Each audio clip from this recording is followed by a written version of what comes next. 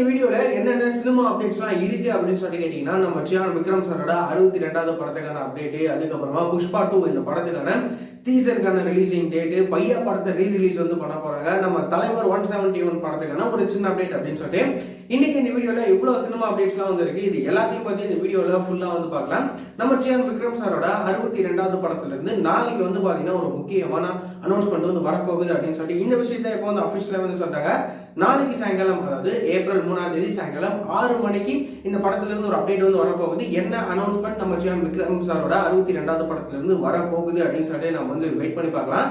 அதுக்கப்புறமா வந்து பாத்தீங்கன்னா நம்ம அல்லு அர்ஜுன் அவர்கள் நடிக்கிற புஷ்பா 2 இந்த படத்துக்கான டீசரை ரிலீஸ் வந்து பண்ண போறாங்க. என்னைக்கு அப்படின்னு சொல்லி கேட்டீங்கன்னா, வர ஏப்ரல் 8ஆம் தேதி இந்த புஷ்பா 2 படத்துக்கான டீசரை ரிலீஸ் வந்து பண்ண போறாங்க. இந்த படத்தோட டீசர்லாம் எப்படி இருக்க போகுது அப்படின்னு சொல்லி நம்ம வந்து வெயிட் பண்ணி பார்க்கலாம். அதுக்கப்புறமா வந்து நம்ம கார்த்தி அண்ணாவோட பையா படம் வந்து பாத்தீங்கன்னா ரிலீஸ் ஆகிட்டு கிட்டத்தட்ட ஒரு 14 வருஷம் ஆச்சு.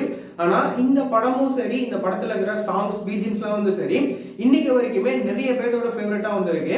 இந்த நிலையில இந்த பையா படத்தை வந்து ரீ-ரிலீஸ் வந்து பண்ண போறாங்க. என்னைக்கு அப்படின்னு சொல்லி கேட்டீங்கன்னா, வர ஏப்ரல் 11 நம்ம கார்த்தி அண்ணாவோட இந்த பையா படத்தை வந்து மறுபடியும் ரீ-ரிலீஸ் வந்து பண்ண போறாங்க. யாரெல்லாம் அந்த படத்தை மறுபடியும் தியேட்டர்ஸ்ல போய் என்ஜாய் பண்ணணும் அப்படின்னு சொல்லிட்டு நினைக்கிறீங்களோ, இந்த படத்தை ஏப்ரல் 11 அன்னைக்கு வந்து போய் பாருங்க. அதுக்கப்புறமா வந்து பாத்தீங்கன்னா நம்ம தலைவரோட 171வது படத்துல நம்ம சாண்டி மாஸ்டரும் வந்து பாத்தீங்கன்னா இருக்கிறாரு.